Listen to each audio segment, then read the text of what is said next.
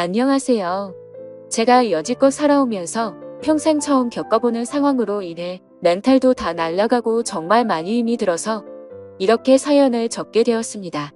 한동안은 넋이 빠져서 아무 일도 못하고 정말 송장처럼 지냈습니다. 아무에게도 말할 수 없어 인터넷에 글을 올린다는 사람들의 심정을 이제야 알 것 같네요. 그럼 지금부터 제 기가 막힌 사연을 들려드리겠습니다. 우선 저는 1년 전 맞선으로 만나서 다른 사람 맞선 당시 그 남자는 35살, 저는 32살이었습니다. 둘 다 혼기가 가득 차 있는 상태에서 이루어진 만남이라 결혼 얘기는 연애 초반부터 자연스레 나오더군요. 좀 이른감이 없지 않아 있었지만 둘 다 나이가 나인지라 크게 이상하다는 생각은 안 들었어요. 오히려 그 사람과 저와의 생각이 비슷했기에 더 편했다라고 할까요? 생긴 것도 평범하고 멀뚱한 복장의 매너도 좋아서 첫 만남부터 호감을 느끼게 되어서 교제를 시작하게 되었죠. 하지만 젊을 때처럼 불꽃이 피는 연애를 하지는 않게 되더라고요. 그 남자와 저 둘 다 말수도 없고 성격도 조용한 탓에 재미있는 연애는 아니었지만 그 나름대로의 편안하고 잔잔한 연애를 했습니다. 상대방의 사생활을 존중하며 서로에게 되도록이면 간섭하지 않으려 했습니다. 어떻게 보면 이렇게 말이 많지 않은 게 서로에게 더 좋을 수도 있다고 생각도 많이 했었고, 좋은 취지로 사생활을 존중했던 부분들의 결과가 이런 식으로 나타나리란 걸 그때는 미처 몰랐네요. 그 사람에 대해 더 알아야 했고 눈치채야 했던 것을 못 보고 지나간 제 자신이 정말 한심스러웠습니다. 아무튼 큰 다툼 없이 남들처럼 평범하게 연애를 이어왔었고 어느 날처럼 데이트를 하고 있던 하루였어요. 1년 정도의 연애를 하며 결혼에 대한 구체적인 얘기가 나올 때쯤 그 사람이 결혼 준비 시작하기 전 미리 말하고 싶은 게 있다고 했습니다. 저를 만나기 전에 결혼을 하려고 했던 여자가 한 명 있었는데 그분과는 결혼까지 이어지지 못했다고 하더군요. 왜 헤어졌는지 이유가 무척이나 궁금했고, 또 이 사람이 굳이 이야기하지 않고 넘어가도 될 텐데 왜 이런 이야기를 나한테 꺼내나.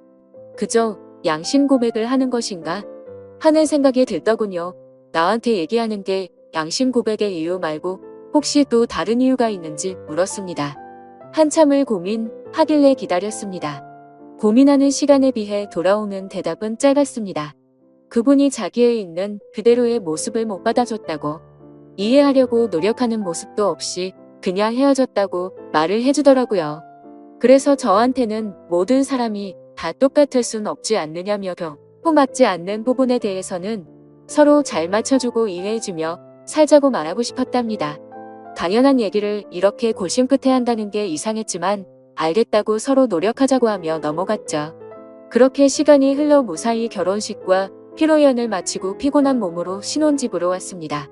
결혼식 끝내고 정신없이 신혼여행을 가는 것보다 차라리 신혼집에서 하루 보내고 다음날 저녁 비행기로 가는 게 더 좋을 듯 해서 결혼 다음 날로 여행 일정을 잡았습니다. 대충 정리를 하고 그 남자가 먼저 씻는다고 하면서 씻으러 들어가더군요.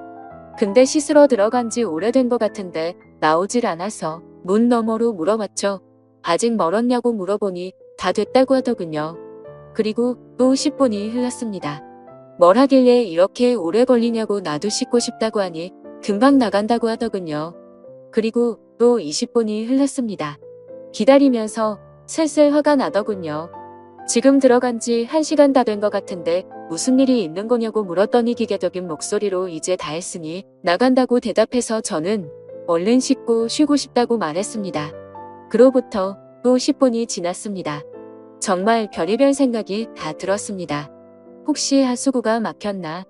제 성격이 조금 급한 부분도 있던 터라 도저히 이해가 가질 않았죠. 하지만 말을 걸면 바로바로 대답을 하기 때문에 어디 미끄러져 다친 건 아닌 거 같고, 아님 신혼 첫날 밤이라고 무슨 이벤트를 준비하는 건가 해서 화를 누르며 또 기다렸죠. 결국 인내심은 한계에 도달해버렸고 끝끝내 참다 못해서 문을 벌컥 열고 들어가 버렸습니다. 그런데 제 눈앞에 펼쳐진 광경에 너무나도 충격을 먹어서 얼음이 되어버리고 말았죠. 그냥 그때 느꼈던 감정을 어떤 말로도 표현할 수가 없을 정도였습니다. 화장실 안으로 들어가 보니까 말로 표현 못할 만큼 이상한 복장을 하고 있었고, 한 손에는 어디서 구했는지도 모를 이상한 걸 들고 변기 뚜껑 위에 쪼그리고 앉아 있더라고요. 뜨거운 물을 계속 틀어놨는지 안경엔 김까지 서려 있어서 더 충격적이었죠. 솔직히 처음에는 이 상황이 이해가 되지 않아서 한참을 멍하니 서 있었습니다. 그러다 정신이 들어 소리소리 지르며 뛰쳐나와 그 길로 곧장 친정 집으로 도망갔습니다. 몸이 사시나무처럼 떨리고 돈도 없어서 택시기사님 핸드폰 빌려서 엄마 보고 나와 달라고 했죠. 엄마와 아빠 남동생은 저한테 둘러앉자 도대체 무슨 일이냐고 다그쳤지만 한 시간 동안은 울면서 아무 말도 못했습니다. 시간이 지나고 차츰 마음이 가라앉혀지고서야 일단 나를 보호해주는 가족과 같이 있다고 생각하니 조금 안정이 되더군요. 그때를 다시 생각하고 싶지 않았지만 정말 어렵게 그 상황과 그 얘기를 꺼냈습니다. 얘기를 듣고 아빠는 바로 그 나쁜 자식의 부모님께 전화해서 상황을 알렸고 엄마는 저를 껴안으며 같이 오시고 아빠랑 남동생이 그 자식 가만두지 않는다고 신혼집에 찾아갔죠. 하지만 혹시라도 무슨 상황이 벌어질까봐 저와 엄마도 뒷자리에 타서 같이 가게 되었습니다. 너무 무서워서 조심스레 문을 열었지만 신혼집에는 아무도 없던 상황이었고 그 집에 제 물건이 있는 것조차도 역겹다고 생각해서 대충 제 집만 챙겨서 다 같이 본가로 돌아가게 되었습니다.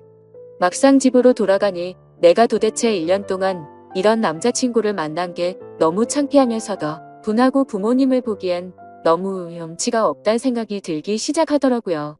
결혼을 하기 전에 연애하면서 서로를 다 안다고 생각을 했었는데 그전에는 그 남자의 본성을 숨기고 있었나 봅니다. 아무것도 눈치채지 못한 제 자신이 정말 너무나도 한심합니다. 그 일이 있고 며칠이 지났는데도 아직 연락도 되지 않고 있고 아무런 조치를 취하지 못했네요. 혼인신고는 안 했지만 결혼식까지 올렸는데 말이죠. 정말 인생이 너무 허무하네요. 아무래도 제 인생에 있어서 결혼은 이뤄질 수 없는 꿈만 같은 일인가 봐요. 예전 남자친구도 제가 생각하지도 못한 짓거리로 상처를 주더니 정말 한숨만 나오고 이제는 가족들뿐만 아니라 친구들한테도 도저히 창피해서 당분간 혼자 지내야겠어요.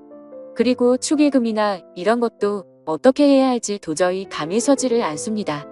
부모님께서는 그냥 놔두라고 말씀하시는데 하루도 채 안 되어서 이혼했다고 하면 사람들이 저를 어떻게 생각할까 싶어서 걱정입니다. 그냥 친척분들은 평생 한 번 오신 거라고 생각하고 주변 지인들과 친구 그리고 회사 직장 동료들한테는 축의금을 돌려주는 게 어떨까 생각하고 있습니다.